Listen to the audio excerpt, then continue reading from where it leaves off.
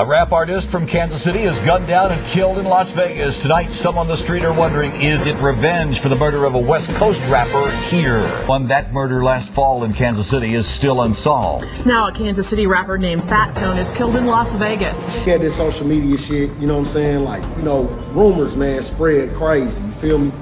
But, you know, they always said, it's a song out there, I killed a thizzle man and ended the thizzle. Man, that shit never existed. By the time he hit the news, the boy had OD, but not on drugs. I'm a gang of slugs, not a gang of gun rounds. But, you know, no disrespect to nobody in Kansas City, but what threw Fat Tone in that loop, I think he made a song saying that he killed the thizzle man or some shit in the thizzle van or some shit like that. It was a rumor about that song, but that song never actually existed. So it's never. You see what I'm saying? Wow. You know how the streets talk and you know, they're playing telephone and it gets shit. Hey man, he said he killed the thizzle man. One love to my nigga Mac Dre, who you groupies thought I killed. He said something about flipping a minivan. But all that, I killed the thizzle man and all that bullshit, he ain't never had no shit like that. I told him, motherfucker, they come with the song, I'll give him 10 grand. Anger gun rounds, you niggas get drummed down. I flip niggas' cars off the highway bridge. And the same fucking night I cocktail they kids. Fat Tone, aka Anthony Watkins, was murdered on a mud-riddled car. Sources confirm his murder has set off chaos in Kansas City's Central Core. My niggas, nigga, I'm the truth, nigga. Niggas gonna make me snap. Bitch ass nigga, hey, I'm telling you, cuz. Before I start this video, I just want to say that I'm working on my Mac Dre documentary that will come out soon. I want to make this the best Mac Dre documentary to ever come out, so everything on this video will be on the Mac Dre documentary with more detail. Because Mac Dre is my favorite artist, I need to put my all into this project. Nobody has ever spoke about the Mac Dre story in full. After I read the murder case file, I did research on the people responsible for his murder, and I found information no one has ever really deeply spoken about. I even found photos of his killers and personal information on what happened to them that's mind-blowing. Miami the Most from thizz reached out to me and told me I need to do this right and there's no room for errors in this story. Doobie from thizz also reached out to me, so I need to do this the right way. I owe this to all the true Mac Dre fans that never gotten closure of his death. I took my time with this project and trust me, it will be all worth it. Before I start anything, I need to get Mac Dre's mother's blessings, so I won't speak about too much on this video because I'll be saving everything for the documentary. I have dropped a couple of Mac Dre videos on certain situations revolving his life. So let's start this video. Today, we're going to Kansas City, Missouri. After the devastating death of Mac Dre on November 1st, 2004, I remember going on sickness.net, which was a Northern California based website where people were able to discuss, share, and interact with each other in online forums about underground rap.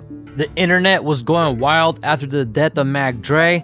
I clearly remember right after Mac Dre's death, there was a message forum board about a rumor that quickly spread all over the internet that Kansas City Mo rapper Fat Tone was responsible of Mac Dre's death. Fat Tone was a Kansas City legend who started funk music in KC. California rapper Sibo and Killa Tay are the rappers responsible for bringing Fat Tone to the underground rap scene. Funk music in KC is like what drill music is for Chicago. Everyone from Northern California was pointing the finger at Fat Tone and dissing him and the whole Kansas City after the death of Mac Dre. At the time, it was dangerous for anyone from Kansas City to come out to Northern California. Even rapper Tech 9 did an interview where he spoke about how real the situation got. I wasn't able to go there for a while because at that time I was on the cover of Murder Dog with a gun like this, with red spiked hair, with Kansas City. Yeah. You know?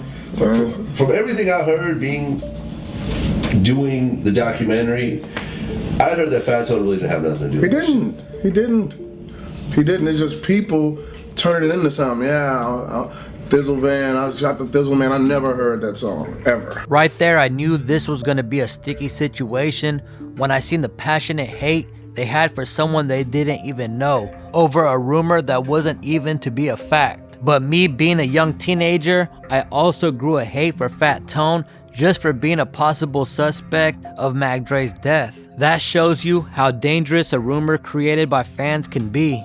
Everyone instantly pointed fingers at Fat Tone because of his reputation in the streets and being known as the infamous 51st Street Crip gang member that terrorized the streets of Kansas City, Mo. Fat Tone definitely had a fearsome reputation. I mean, it was even said that he was responsible for a murder of a pregnant teenage female and other alleged bodies. Watkins has a lengthy criminal history, most recently arrested earlier this month. He was also charged with the murder of pregnant teen 3 years ago, Shamika Posey, but charges were later dropped. Now people both outside and inside the rap world want the violence to stop. The murder charge was dropped after witnesses failed to cooperate. On a holding court interview with SIBO, it was said that Fat Tone was not responsible for the murder of the pregnant female. But controversy can be good publicity. Fat Tone led people to believe that the murder was his work to add to his fearsome reputation in the streets. Fat Tone's name would always come up when crime in the streets of Kansas City would occur, whether or not if he was actually guilty. Fat Tone was a very controversial rapper. On the cover of his album I Am the Streets, he had a tombstone behind him with the name of a man who snitched on him. He had multiple attempts on his life and was even shot and almost killed. SIBO even has a chilling story about a time he was with Fat Tone and his cousin Chuck in Kansas City, and someone chased them down in a vehicle trying to kill Fat Tone, shooting at them with 2 AK-47s, chasing down their car and almost succeeding on the hit. Fat Tone was shot twice in the back, but fortunately survived. Fat Tone would later drop the album The Untouchable with a picture of him on the hospital bed after being shot. So you came down to Kansas City, and it's you, it's Killate, it's Fat Tone. Shout out to the homie Chuck Littlejohn. He's driving. Y'all leaving KKFI one night. Yeah, I got a little Psycho in the car too. And Little Psycho. What was the circumstances behind that? I don't know what was going on. I think Tony got into it with somebody, shot somebody, girlfriend or some shit. I don't know what the fuck was going on. I didn't hear all type of shit, rumors. It was a pregnant girl. Yeah. I don't know if he did. See what I'm saying? That's what I'm saying. It's rumors, you know what I'm saying? Yeah. So I don't know what the fuck going on. But so we leave the radio station, and we hit a club. But really, we hit the little food spot. They had a little food stand out there, whatever. So we sat there for a minute, chopped it up, whatever. And then we left there. I guess it was some niggas that followed us from the motherfucking radio station. You feel me? So, as far as I can remember, I think we was at a light or something. We was doing something. Little Psycho was leaning over the seat about to turn the music on. And nigga, it just feel like somebody lit a brick of firecrackers. You know how a brick of firecrackers go off. You feel me? And it was on my side. So I jump, damn, boom. I'm looking, I see the fire from the rear view and all the shit on the side, you know what I'm saying? So these niggas getting off on us and shit, right? So boom. Lil John, Chuck, hit the gas, he hit the gas, he gone, boom.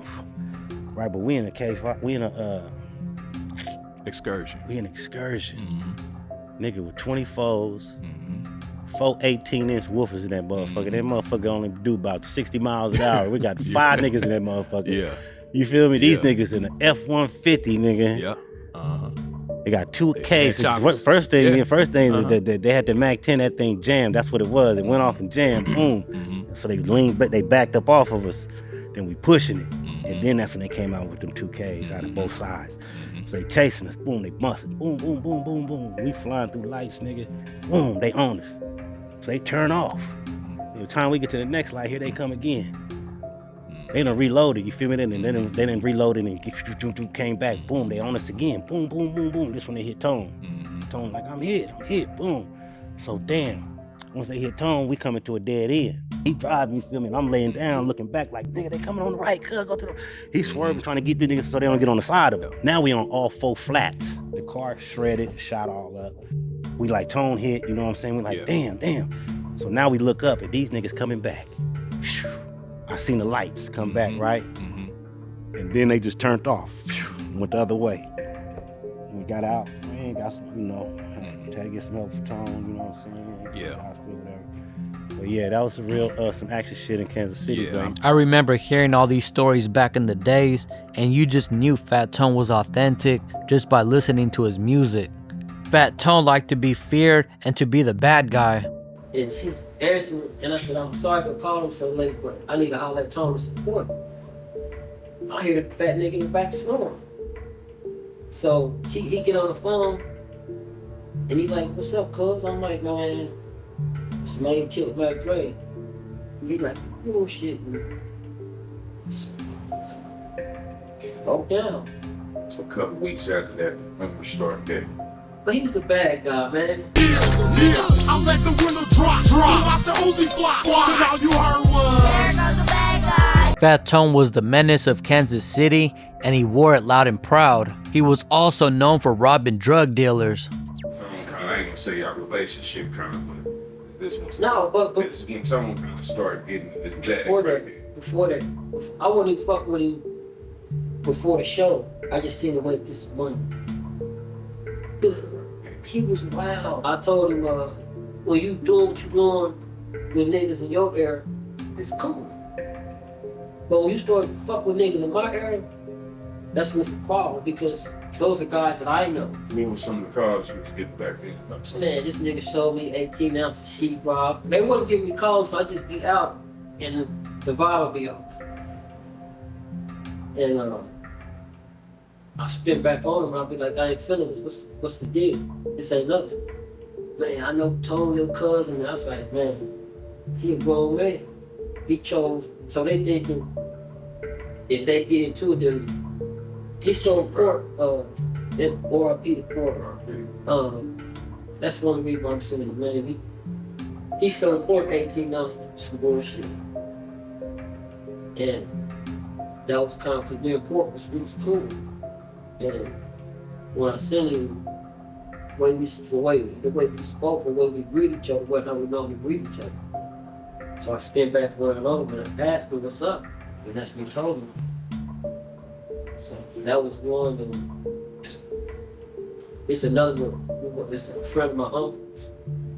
Tone and he pulled a lick on. He robbed a friend of my uncle's. I ordered that. They robbed him, so. To me, it never made sense that he would kill Mac Dre. It was also rumored that the reason why Fat Tone was behind the murder of Mac Dre was over an argument he had with Mac Dre on October 29th at the National Guard Armory in Kansas City. Allegedly, witnesses seen Mac Dre and Fat Tone getting into an altercation after an argument over stage time and for fans wanting to see Mac Dre perform more than Fat Tone. But it was said this never actually happened, and the police was never able to confirm it. It was also said that Mac Dre had KC natives mad over him being late to the show, but those rumors also never been confirmed to be facts. Allegedly, Mac Dre was out in Kansas City selling fake thizz pills to KC trappers. Fat Tone's cousin Chuck said on an interview that Mac Dre and Fat Tone used to hit licks together, selling dog pills pretending they were thizz pills. But he had nothing to do with that bullshit. Yeah, we had a relationship with like Mac Dre. Mac Dre was cool. Him and Tone would pull licks together. You know what I'm saying? Like them niggas would pull licks. I'm talking about they talking about rabbit food. I seen a nigga selling 2,000 dog pills. That's ecstasy. That's what Tone. That was Tone. You know what I'm saying? Now they send 100 pounds of dog food. 100 pounds of rabbit food. I don't think it was that much, but I just seen you rap on phone books and sheetrock. There was a bunch of he said, she said going on. Even some said that when Fat Tone and his lawyer went to the police to clear his name, he had mentioned to them that he kicked it with Mac Dre and his people the day after Mac Dre arrived to KC, and that Mac Dre called him up to the stage while he was performing one night. Allegedly, the DJ of the night, DJ Fresh, confirmed that Fat Tone was on stage with Mac Dre briefly. In a February 2021 interview with KC rapper Mr. Stinky, he mentioned that he threw a function the day before Mac Dre was killed at the Atlantic Star and that Fat Tone showed up, getting into an altercation. This would be the reason why there was confusing fake rumors going on about Fat Tone and Mac Dre getting into an altercation. Mr. Stinky said the incident helped lend credence to the rumors that Fat Tone had gone into an altercation with Mac Dre that weekend. Even though it never happened, Fat Tone was really connected with the Bay Area and Sacramento. He even had a song with Mac Dre and Doobie on his Only in Killer City album.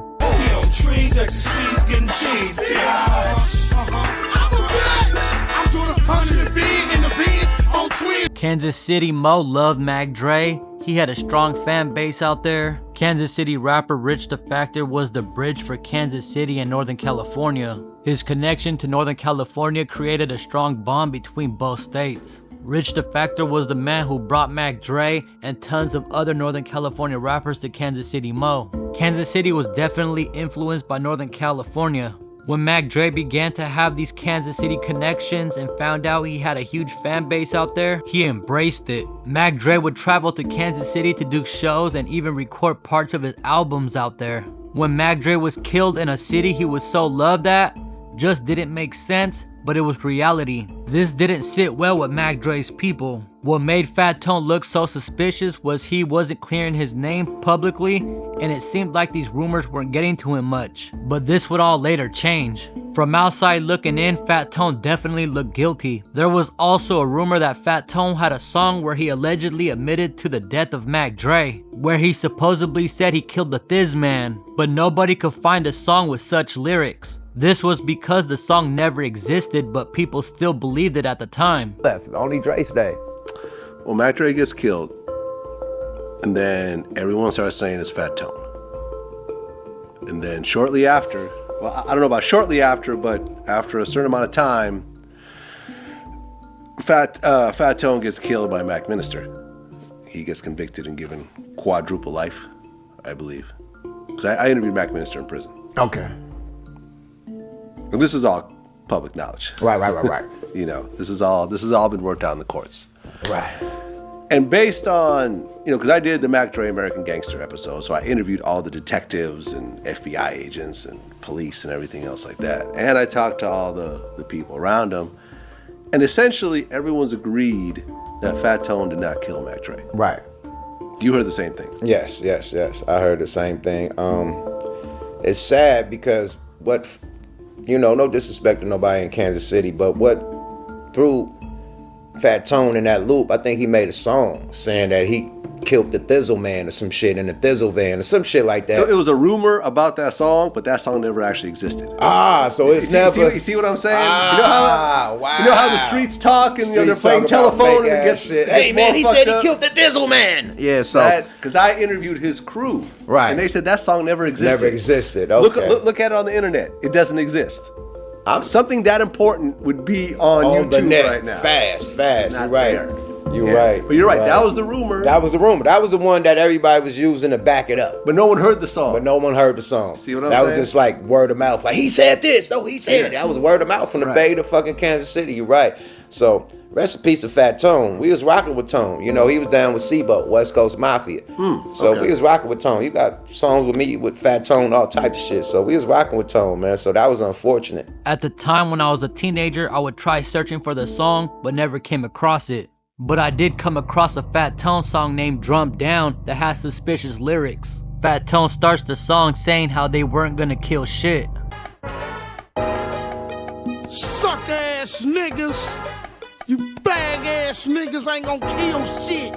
Fat Tone then raps about shooting someone through their gold teeth. Fuck down, nigga, fuck the police. My mini 14 spit shit through your gold teeth. I mash on these niggas, let them know I'm an OG. And we all know that Mac Dre had gold teeth, but that wasn't even the strange part. Mac Dre wasn't the only one with gold teeth in the world, so you can't excuse that verse. What I found strange is that he had a verse where he said by the time it hit the news, the boy had OD'd, but not off drugs, off a gang of slugs. By the time it hit the news, the boy had OD'd, but not off drugs, off a gang of slugs. Now a gang of gun rounds, you niggas get drummed down. This was strange because Mac Dre had multiple rumors while he was alive that he overdosed off thizz pills. If you were a Mac Dre fan at the time, you know this happened to him a few times.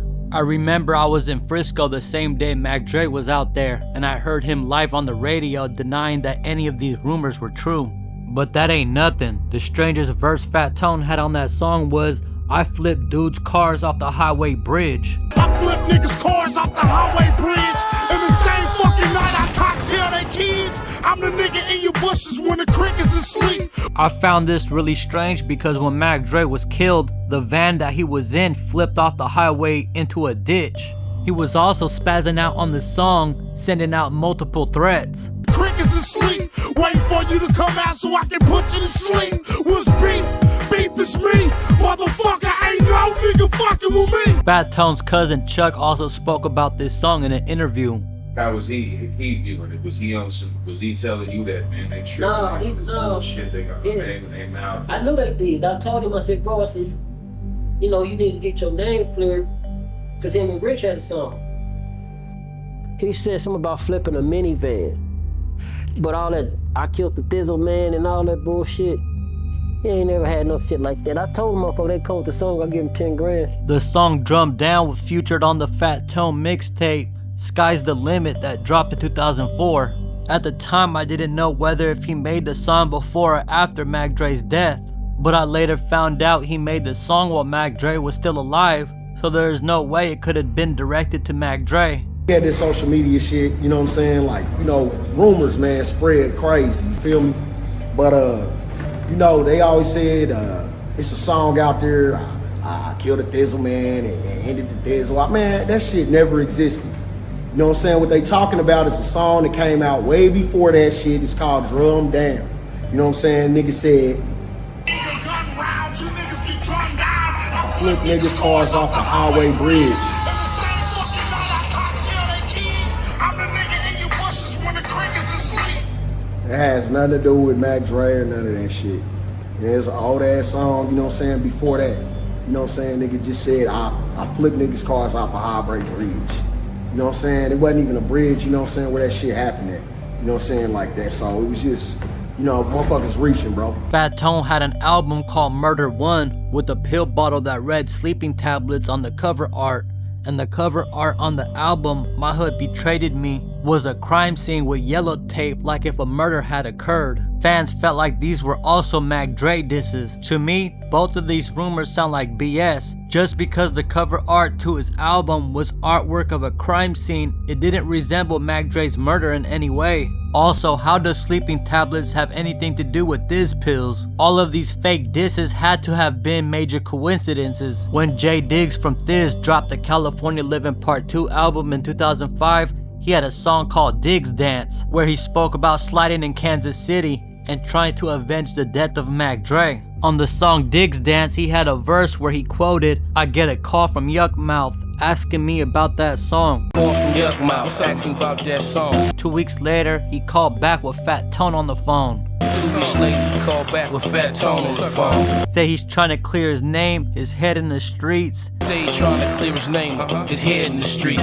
He don't want to be another nigga dead in the streets. After hearing the J Diggs song, I felt that Fat Tone done cleared his name. It was the first time anyone had heard that Fat Tone reached to Mac Dre's people about the rumors. After the death of Mac Dre, a lot of people were dying in Kansas City behind his murder. Some say Kansas City cleaned their own backyard behind that whole situation. A lot was going on behind closed doors in Kansas City that people will never speak on.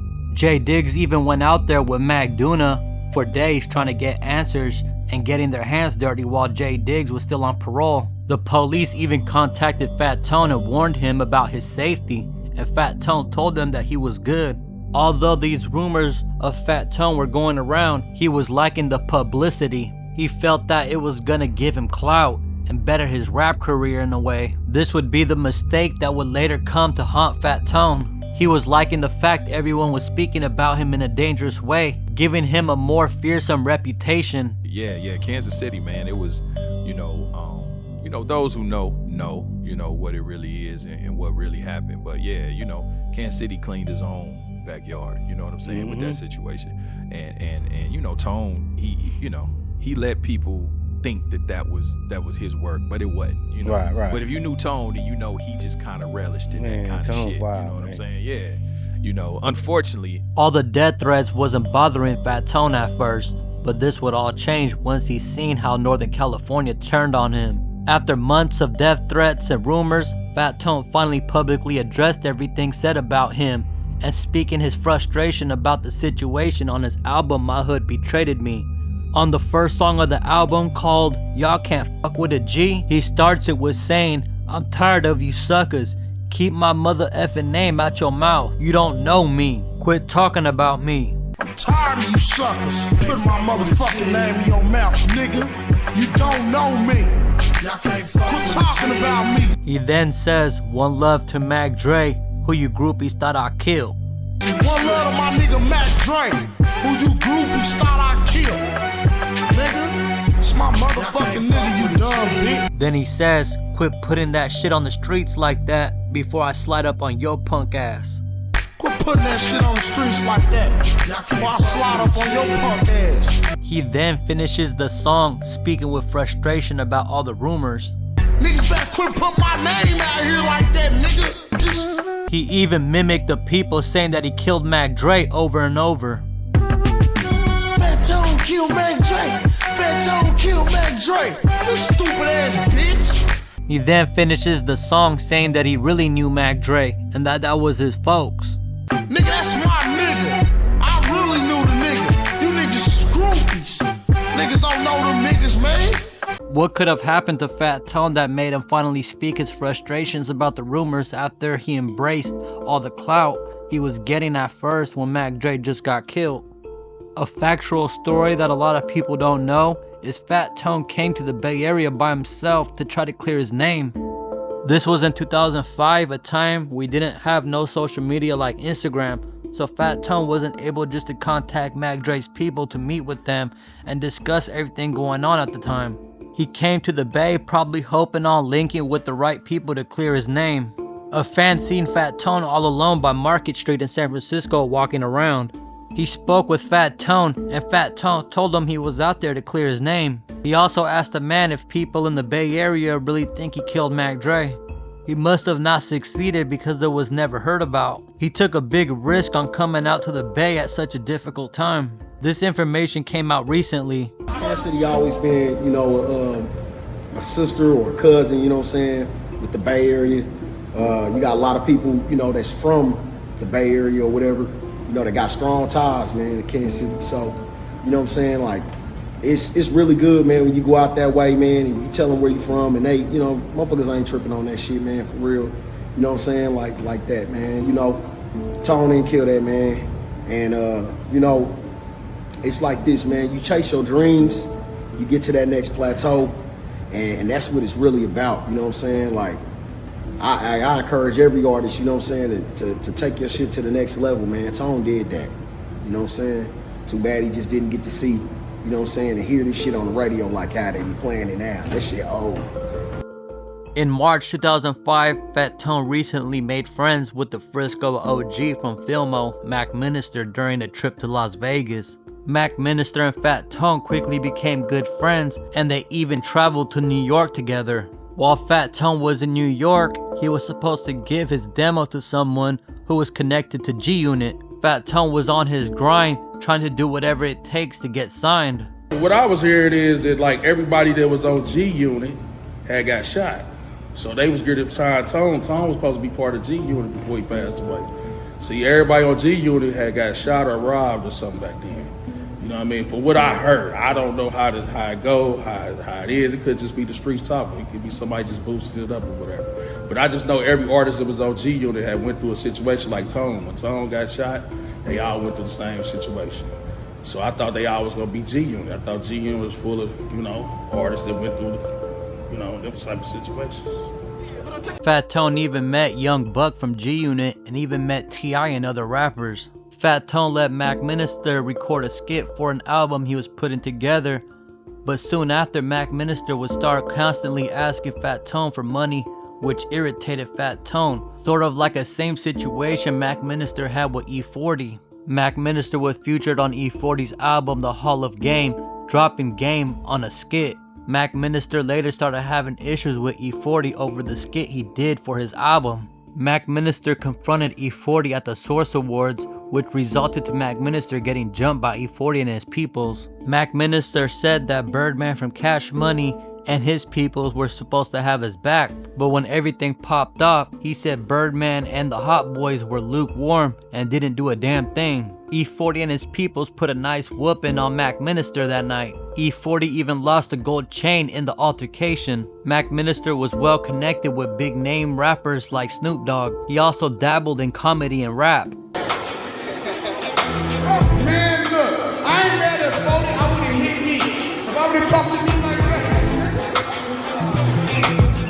40 said, say equalization, I know you're not gonna talk to me in that manner. I said, yes I am, nigga.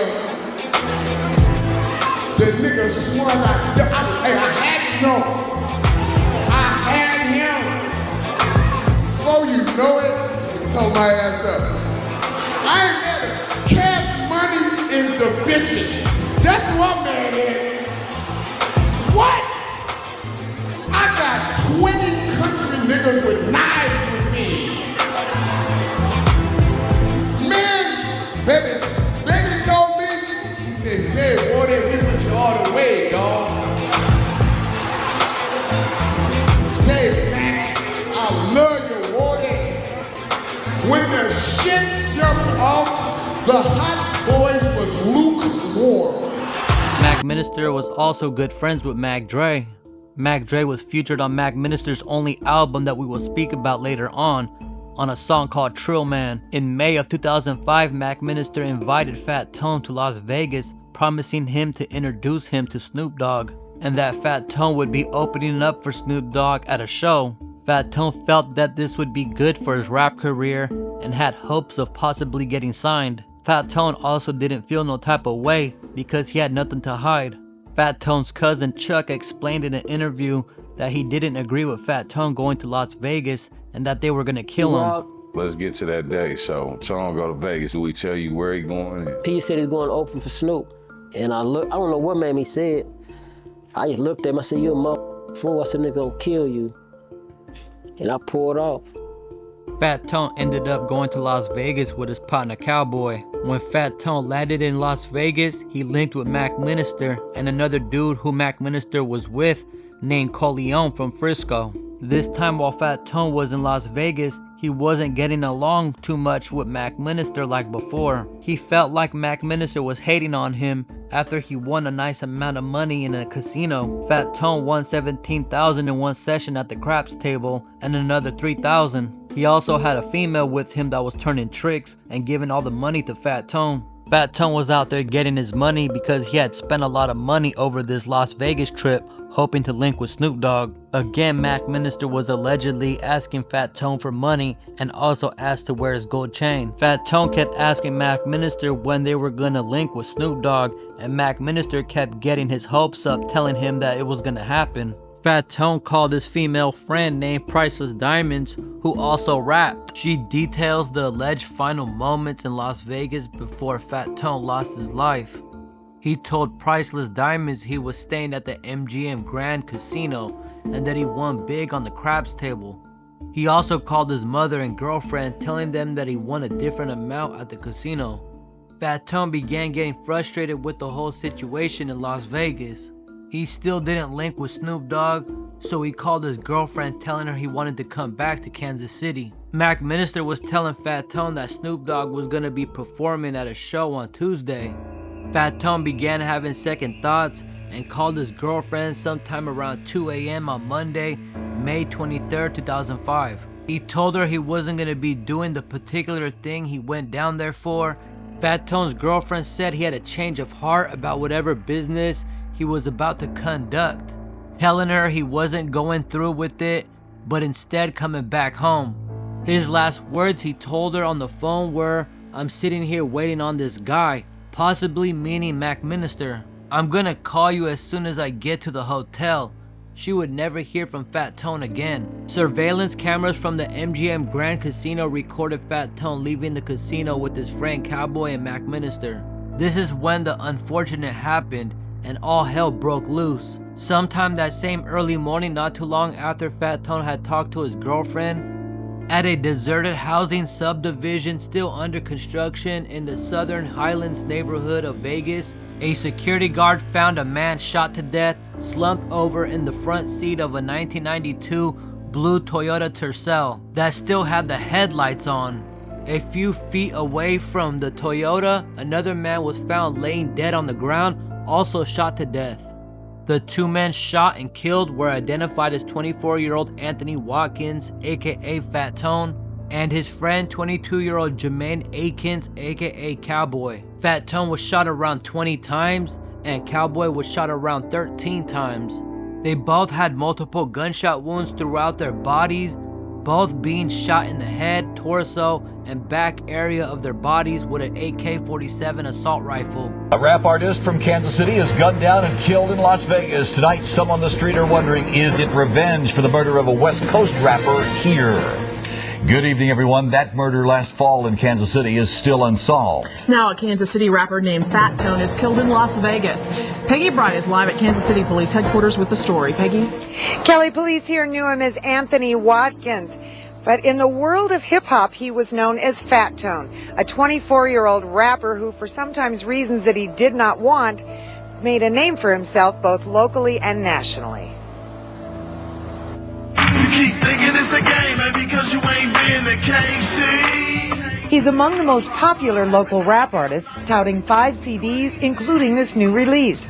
But after the murder of Mac Dre, Fat Tone's name began circulating in hip-hop magazines and websites as a possible suspect. Kansas City police followed the sites, but never considered Watkins more than a person of interest. Now Fat Tone is murdered while visiting Vegas. The two murders, months apart, have similarities. Mac Dre was found in a car, shot to death. The car wrecked, went off the highway, and essentially the same thing happened to Fat Tone. Activist Alonzo Washington wrote commentaries for hip-hop magazines after Dre's murder. He was concerned that the rumors would generate more violence, and now it has. When you have an equation of violent music, people with a violent background, and rumors, it can ultimately add up to a real-life homicide, and that's something that we all should try to prevent. Watkins has a lengthy criminal history, most recently arrested earlier this month. He was also charged with the murder of pregnant teen 3 years ago, Shamika Posey, but charges were later dropped. Now people both outside and inside the rap world want the violence to stop. That's not needed. If you're going to do this particular music for your particular income or whatever, do it. But keep out the violence, keep out the madness and the ignorance. Now, Fat Tone was shot in Kansas City a year and a half ago when he was leaving an interview at a local radio station. He survived that. Las Vegas police are still looking into the motive for this shooting. Another man was killed as well. We're live at police headquarters. Back to you in the studio. A witness seen a 2000 white Pontiac Sunfire leaving the scene. Fat Tone's female friend that was out in Vegas turning tricks for him went back to Fat Tone's hotel waiting for him outside of the room, not knowing he had been killed yet. Rapper Priceless Diamonds flew out to Las Vegas to link up with Fat Tone, not knowing he had been killed also. She ended up going back home with Fat Tone's female friend. After Las Vegas police did an investigation, they announced that they wanted to speak with 3 individuals connected of the murder of Fat Tone and Cowboy. These 3 individuals were Andre Dow, aka Mac Minister, Jason Mathis, aka Corleone, and 27-year-old Tanisha Aaron, who was Mac Minister's girlfriend, the owner of the blue Toyota Fat Tone was found slumped dead in. Police seen the surveillance footage with Fat Tone and Cowboy leaving the casino with Mac Minister roughly 80 minutes before his murder. Around 2 weeks later, Fat Tone was laid to rest in Kansas City. Investigators had their eyes on Mac Minister and Corleone and began investigating both men. The police had on their radar what they believed that was the suspect's vehicle, the 2000 white Pontiac Sunfire that was seen leaving the murder scene of Fat Tone. Strangely, 2 days later, after the Fat Tone murder, the white Pontiac was found torched and abandoned in Vallejo, California, the hometown of Mac Dre. This was a strange coincidence, knowing the vehicle was used in the murder of Fat Tone and found in Mac Dre's hometown Vallejo. It looked like to the police as if someone planted the burnt vehicle to mislead police and to make it seem like murder suspects were from Vallejo, California. They soon found out that the white Pontiac belonged to a female named Lee Laursen. The case got even deeper. Apparently there was a female witness who could count for the murder.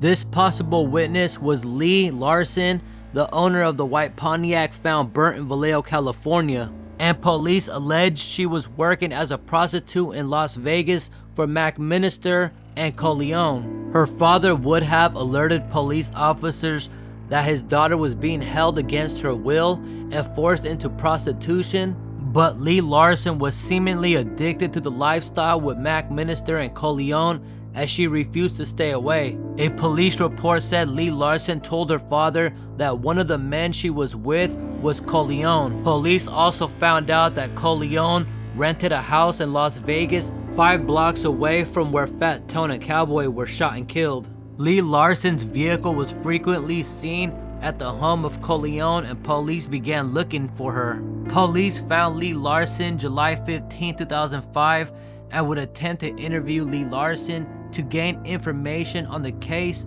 but she would be defiant and refuse to cooperate. Realizing how deeply she may be tied to Mac Minister, Corleone, and the Fat Tone homicide, the police officers tried a last attempt to save her life by informing her of the danger she was placing herself in and even offered to pay for her to return back to Utah. Since Lee Laursen was unwilling to cooperate, there was nothing the police can do. Police also found out that Lee Laursen was seen in a gun shop in Las Vegas buying ammunition similar to the assault rifle Fat Tone and Cowboy were killed with 9 days before the double murder. On November 2nd, Andre Dow aka Mac Minister and Jason Mathis aka Corleone were indicted on 2 counts of murder and 2 counts of conspiracy to commit murder in the deaths of Fat Tone and Cowboy. Jason Mathis aka Corleone was already arrested July 12th on unrelated charges in San Francisco, where police said he had beaten his girlfriend who was the mother of his child. Investigators soon discovered he was wanted in Las Vegas, where he later pleaded not guilty. Mac Minister was a fugitive on the run, still at large, with a no bail warrant issued after the indictment. Mac Minister was featured on an episode of America's Most Wanted while on the run. Meanwhile, the female prostitute of Mac Minister and Corleone, Lee Laursen, ended up in the Bay Area, where she lived out of hotels at times and offered her services as Alana over the Craigslist website. The investigation would become even more strange when again the unfortunate would happen. On the night of November 4th, 2005, 2 days after Mac Minister and Corleone would be indicted, Fairfield police went to a quiet neighborhood after residents reported hearing gunfire. Lee Laursen was found shot to death in a gutter. Reports state that neighbors in the area heard 4 to 5 gunshots in the area and seen a dark-colored SUV driving away from the scene. Lee Laursen was pronounced dead at the scene from a gunshot wound to the head. Police received information that Lee Laursen might have been with Mac Minister a few hours before she died. Soon after, Jason Mathis aka Corleone's Saturn sedan vehicle, which Lee Laursen had been driving, turned up burning in Richmond, California. The police said Lee Laursen had information that could have been very damaging. The timing of it is uncanny. Mac Dre's mother, Mac Wanda, said she doesn't know what to make of the killings and find it hard to believe that they are connected to her son's death, although she has noticed that people like to be tied to the drama. She also said, "I don't even know who's in the war. If Andre were here, he'd be shaking his head." Jason Mathis aka Corleone's baby mama went to the police and told them everything they needed to know in an interview. Corleone's baby mama would provide damning information that would only aid in amplifying evidence against the 2 suspects. In the interview with the police, She stated she had been trying to feed police information and was very fearful for her safety. She got the chance to speak with detectives directly when Corleone was arrested for a domestic dispute where he fought her and pepper sprayed her as well when he caught up to her scheme to wear a wire and get a confession about the murder of Fat Tone and Cowboy. She further states that Corleone would come back from Las Vegas and admit to her that they killed Fat Tone and Cowboy and broke down in detail how they set it all up and carried out the gruesome murders. She also told detectives that Corleone also admitted that the murder of Fat Tone was in retaliation for him being the one who murdered Mac Dre. During the interview, she connected the dots to the burnt vehicle, stating that Corleone told her he placed all the evidence that could tie him to the Fat Tone murder in the car and burnt it in Vallejo to make investigators believe someone in that region did it. Okay, and we've come here to talk to you about a man that you know, Jason Mathis. Yes. Okay, and you know that we're investigating the murder of two men that happened in Las Vegas back in May. I do. Okay, all right. Tell me how you know Jason. I know Jason because I have a child with him. Okay, and how old is your baby? He's going to be 2 in November the 21st. Okay, and you know that Jason has been living in Las Vegas? Yes, I do. Okay. Jason recently came up here to the Bay Area, is that right? Yes, he did. Okay, do you know what caused him to come up here? Because he was wanted for questioning for murder. Okay, and how do you know that? Because that's what he told me. Okay, tell me what he told you. Okay, on the night of the murder, he actually called me when he was still in Las Vegas on his way out. He was gathering some stuff so that he can go. He called me and told me that he had to leave. He couldn't talk, he had to leave. And I'm like, where do you have to go? And he's like, I'm coming out to the Bay Area. I'm gonna get me an apartment and stuff out there. And I need to leave out here real fast. And I'm like, well, what's going on, Jason? And by the way that he was talking, I can tell that it was something that he had done. So I'm like, he asked me, can he come to my house? Then he wanted to spend time with his son. Can he come to my house and try to get more acquainted with little Jake, seeing that he was in some trouble out in Las Vegas. And I told him no, because I didn't know what was going on. And then we had spoke a little, a little longer, probably like an hour and 2 hours in code. He was trying to tell me what was going on and what he had done, but he wasn't trying to get into details of what had exactly happened. Tell me how he was talking to you in code. What was he saying? Okay, he was like, yeah, you know, it was a concert out here tonight, and you heard what happened to them niggas that did that to Mac Dre. I'm like, who? Who are you talking about? And he's like, yeah, you know, we can't speak on what happened. I mean, who they are or whatever. We can't speak on their names or whatever. We can talk more in person when I get to the Bay Area. And like, that was pretty much basically what he said about the murder that happened that night. That wasn't when he actually told me what had happened, but he was telling me in so many words. All right, now let me ask you this. How do you know that that phone conversation you were having with him was on the night that these murders occurred? Because that's what he said. That's what he said, not that night, but he said that when we actually met in person, he said that's what that phone call was all about. That's when he like defined it, the conversation that we had about that. When he had got to the Bay Area, he had probably gotten comfortable or whatever, and then he actually came over to my house on Northridge. So he had this conversation with you that night? Yeah. And then it lasted for about how long? For about an hour and a half, 2 hours. Okay. Did he call you at home or on your cell? He called me on my cell. Okay. And do you know if he was at his house or on his cell? He was on his cell. When he came over, then that's when he actually gave me the confession of what he had done and everything, how everything happened, and just everything. Okay. Tell me about that. Tell me what he said to you. Okay, he actually told me that, okay, this was planned. What had happened to those two guys was planned. It was rehearsed for like 3 months now.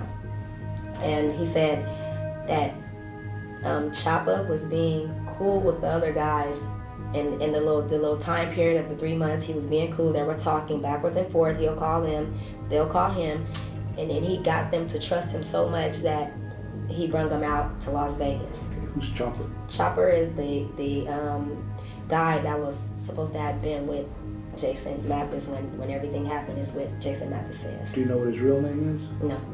I just know his name is Chopper, and sometimes Jason called him Mac Man. Mac Man? Yeah, Mac, and then he's a Bay Area rapper, so I mean everyone knows him. Okay. Have you ever seen him? Yes, I've seen him. If we showed you a picture of somebody, would you recognize it if it was the guy that you know as Chopper? Of course. Okay, all right. Okay, go ahead. Okay, and then he said to me that Chopper had called the guys and told the guys, oh hey, you know, I'm in the music industry and I can hook you guys up with Snoop. Snoop is out in Las Vegas right now, and we gonna meet up at the concert, and you guys can do a show together. So Jason said the guys were believing what Chopper has said to them, and then he lowered them out to the I think it's MGM, where they thought that they was gonna go and meet up with Snoop, but then he didn't. I mean, it's really not clear of what how he said what had actually happened, but then he skipped and told me that they were in a car, they were sitting in a car, and he had came up to the car. It was him and Chopper actually together. He had came up to the car, and I don't know if he said he fired the shots into the car, or I think he said he fired the shots into the car that killed the guy instantly. You talking about Jason? Jason Mathis had fired the shots into the car that killed one of the guys instantly, but it didn't kill the other guy.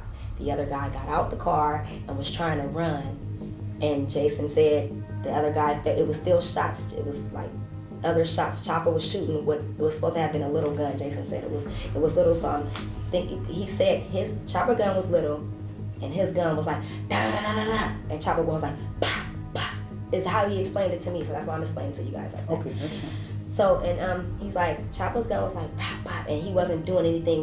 He couldn't kill the other guy because the other guy was already dead that was sitting in the car. And he said he walked up on the guy, and Chopper did shoot him enough times for the guy to fall, and he fell down to the floor. And I guess he didn't say how he turned over or anything, but he just said he got up on the guy, and he had the guy pointed into the gun pointed into the guy's chest, and the guy was saying, please don't shoot me, I don't have nothing to do with this, please don't shoot me. And then the guy grabbed the gun, and they were struggling with the gun, and then Jay said he just let off the shots into his chest. And then he left the guys there, and he fled the scene real quick, and then you guys didn't know anything about what had happened because nothing is tied to him.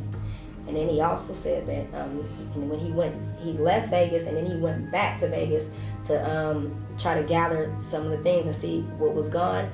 And he said his neighbor had told him that you guys had came in his house and smoke bombs or something like that, and kicked his door down, and he said he had to replace his door, which he said he did, and took some shells and took a bulletproof vest.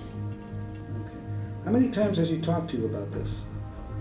Often, recently, like every time we were to talk, because they recently had a lot of Mac Dre functions, that like Mac Dre's birthday and stuff like that, like, and he have been going to all these functions to collect money from the Vallejo people that actually had a price on those other guys' heads.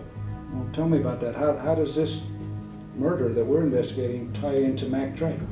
Because he said Fat Tone was supposed to be the actual guy that killed Mac Dre. Did you know anything about Mac Dre being killed? Yeah, I did know about Mac Dre being killed. What did you know about Everyone that? knows. Okay. But I know that's what he said. Fat Tone killed Mac Dre in Kansas City. Who told you that? Jason. Jason. When did he tell you that? He told me that when the Mac Dre murder actually happened, he had already known what happened.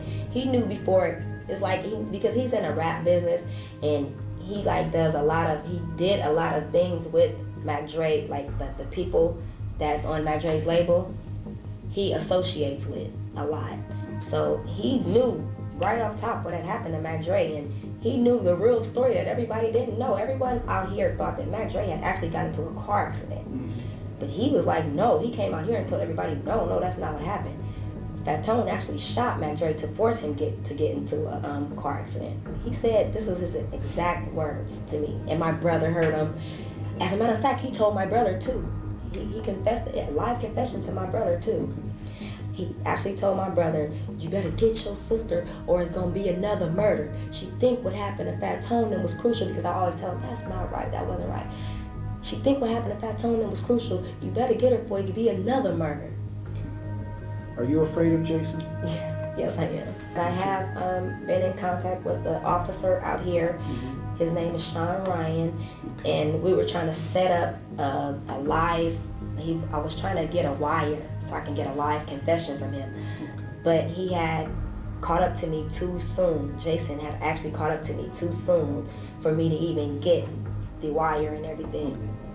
Did Jason ever tell you what happened to the evidence in this case? He told me it was in a car. He put everything that could have tied him to the Fat Tone's murder in a car and took it to Vallejo where the guys know Mac Dre at, where Mac Dre was from, and burned it to make it seem like the guys from Vallejo had actually did the Fat Tone murder.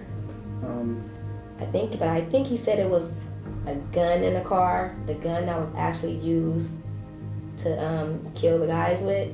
I think he said that was in the car, and I don't know, I don't recall, but I think I remember him saying something about the gun. Did he tell you which guy was killed instantly and which guy ran? Yeah, he did. He said Fat Tone was killed instantly, and then the other guy ran.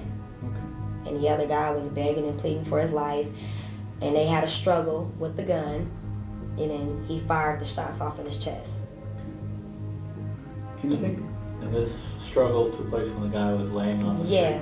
Yeah, when the guy was laying on the street. Have you ever seen Jason with guns? Yeah. What kind of guns? I seen Jason with a 9, and I seen Jason with a gun, some type of gun that you hold with 2 hands, a long one. Chanel, you understand that we are going to charge him and take him to court. Yes. Right? And part of that court process is going to involve you testifying. Do you understand that? Yes. Okay. How do you feel about that? Scared. Are you willing to do it? Yeah. Okay. I don't know. I'm just being upfront with you. I'm not going to lie to you about it. This information that you're giving us is very important. According to Corleone's arrest warrant, he admitted to a friend that he had shot Fat Tone and Cowboy to avenge Mac Dre's murder. Corleone told police he believed Fat Tone killed Mac Dre in November 1st, 2004 in Kansas City, and that he committed the murder out of revenge. Police still hadn't caught up with Mac Minister. He was still on the run after the America's Most Wanted episode aired on television. Someone anonymous who was watching the show tipped off police with information that could lead to his arrest.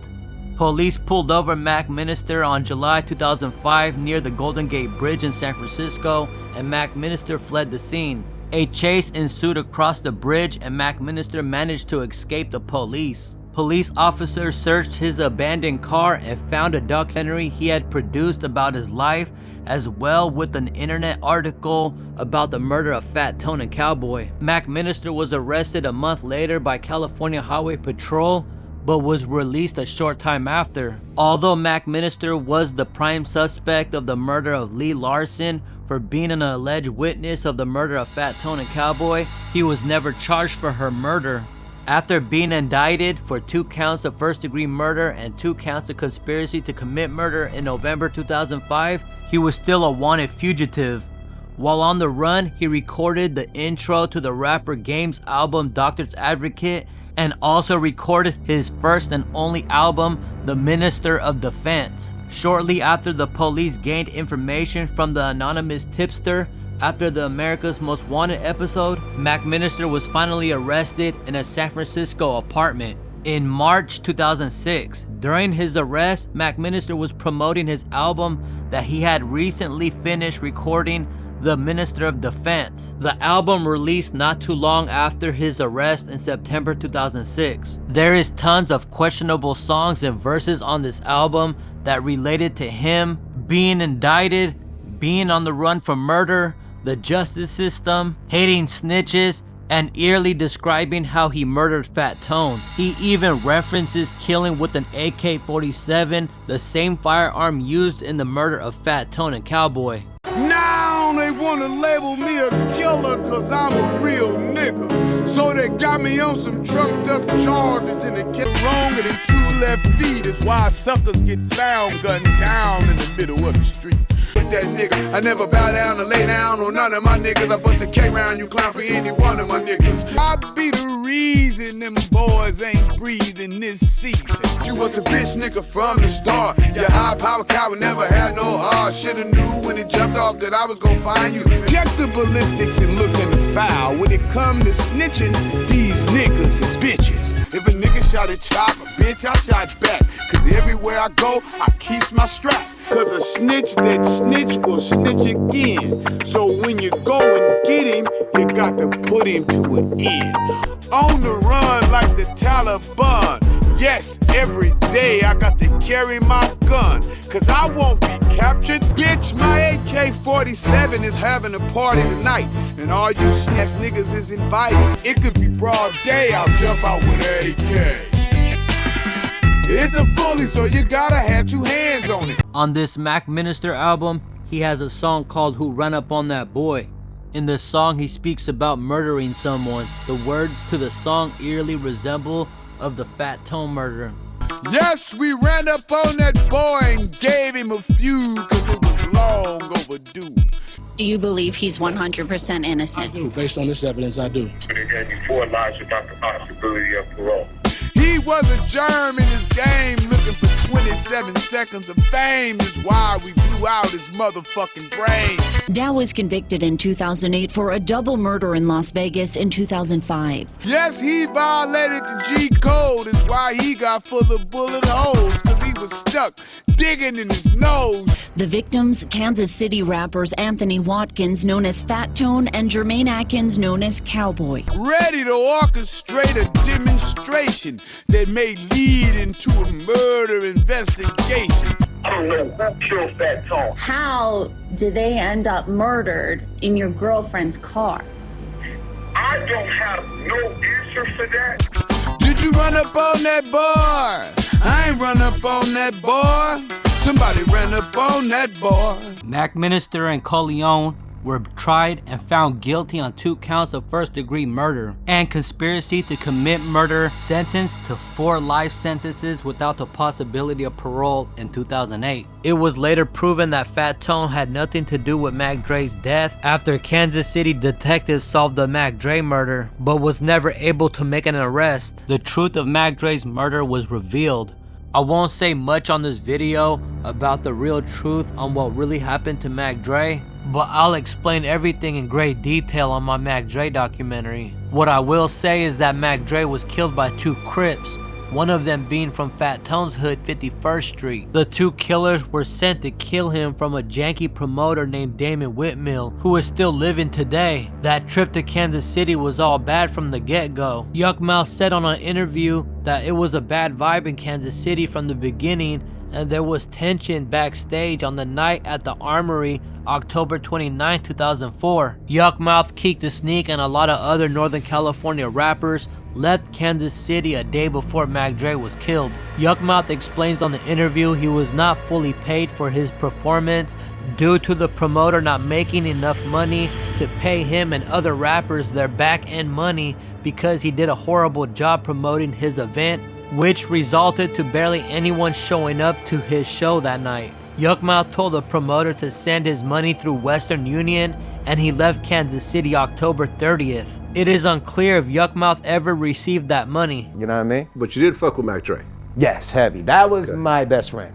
Your best friend? One of my best friends, yes. How'd you take it when you heard about the murder? I was upset because I was there. You were in Kansas City? Yeah, we all got booked together. Aha. Yeah, it was me, Keek the Sneak, Mac Mall, fucking Jacka, the fucking Mile Figures, Mac Dre, I think, J Diggs. We all was out there. No, J Diggs wasn't out there. He wasn't? I just interviewed him. He wasn't out there? He wasn't out there. No, because he had just gotten home and he was had just got, right, okay. He wasn't allowed to travel. It was Noochie then. It was a Nooch was out there. So we all out there, right? And we do the show and it's nobody there. You know what I mean? Now this dude done paid big money for this show. Nobody there. You know what I mean? Period. Bum. You know what I mean? Period. He lost all his money. So he couldn't pay us our back end. So we all at the hotel in the morning, like, yo, I gotta hit the block, you know, do my thing, 1, 2. And shit, man, in a few hours, I'll come back with that. So I'm like, nigga, fuck that, man. You got fucking, at this time, you got MoneyGram, you got Western Union. I'm like, nigga, I'm catching my flight, man. This is Western Union, my shit. I ain't about to stay in this hotel. Dre stayed. With him staying, people start booking him for other shit. So he got booked for another show the following Monday. Right. You know what I mean? And after that show, club walkthroughs. Right, club walkthrough, right. And after that, you know, the unfortunate happened. So I felt it, the vibe when I was out there. I felt it when we was at the show, you know what I mean? When we, you know what I mean? It was some type of tension I didn't even know of, but it was some tension backstage. I felt, I'm like, yeah, I don't even want to be around here, period. So I left. Well, a couple other people left. We all left. Only Dre stayed.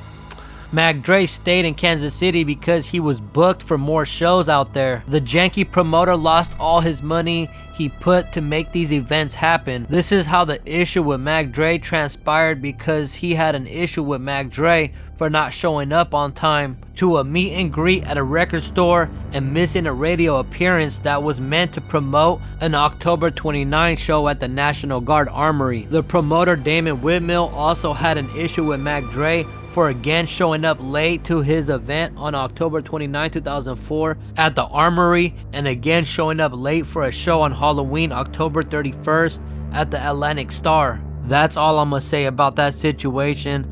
Mac Minister had tried to appeal his conviction but had no luck. So I'm gonna end the story there. I'll be explaining everything in detail on my Mac Dre documentary. Be on the lookout for that. I'll be doing it soon. Make sure you subscribe to my channel. If you have a Mac Dre story, comment them on this video or reach out to me on my Instagram at StickySituationTV. That's it. Until next time, I'm out. Two things in this game you cannot do and get back from. Get your name on the album. You cannot snitch, and you can't take it in the booty or suck a nigga. Can't be no homosexual or be a snitch and get back. Cause I don't give a what you do.